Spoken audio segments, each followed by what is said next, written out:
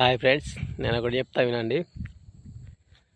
రైతుకు సొంతంగా పంట పండించిన పంట అమ్ముకునేంత హక్కు లేదు ఫ్రెండ్స్.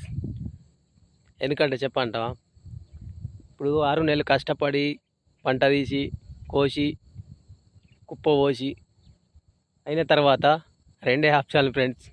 ఒకటి గవర్నమెంట్ వాడన కొనాలి, లేకుంటే దళారులన్నా కొనాలి. ఈ రెండు ఆప్షన్లు తప్ప పంట అమ్ముకోవడానికి ఆప్షన్ లేదు ఫ్రెండ్స్. బయట అమ్ముకుందామంటే అమ్మనియరు. అందుకే ఈ రెండే ఆప్షన్లు ఫ్రెండ్స్. ఇప్పుడు చూడండి ఫ్రెండ్స్, ఇది 6 నెలలు పండిన పంట ఈ కోతకి ఎప్పుడు వస్తుంది? మిషన్లు రావు, అది చేతికి వస్తుందో రాదో.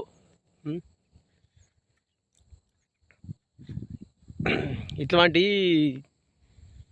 రైతులు అయితే ఫేమస్ చేయరు, కానీ సోషల్ మీడియాలో ఈ అది ఆటుమూటు మాటలు మాట్లాడి తెలియక మాట్లాడేటోళ్ళని మాత్రం ఖచ్చితంగా ఫేమస్ చేస్తారు. కొన్ని మీడియాలు ఉన్నాయి ఫ్రెండ్స్, ఈ తండి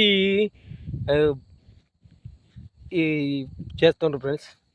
ఆ మీడియాలు నిజంగా రైతులను సపోర్ట్ చేయమని చెప్పండి ఫ్రెండ్స్. ఇంకా పిచ్చకుంట్ల చిల్లర వాళ్ళను సపోర్ట్ చేస్తారేంటి ఫ్రెండ్స్ మీరు?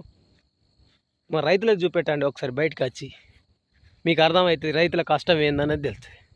ఏసీ రూమ్లో కూర్చొని మైకులు ముంగట పెట్టుకొని మాట్లాడితే అది మొత్తం వైరల్ చేస్తుండ్రు. రొట్టిగా పనికిరాని వాళ్ళని, ఉత్తటోళ్ళని, ఏం పనికిరాడు.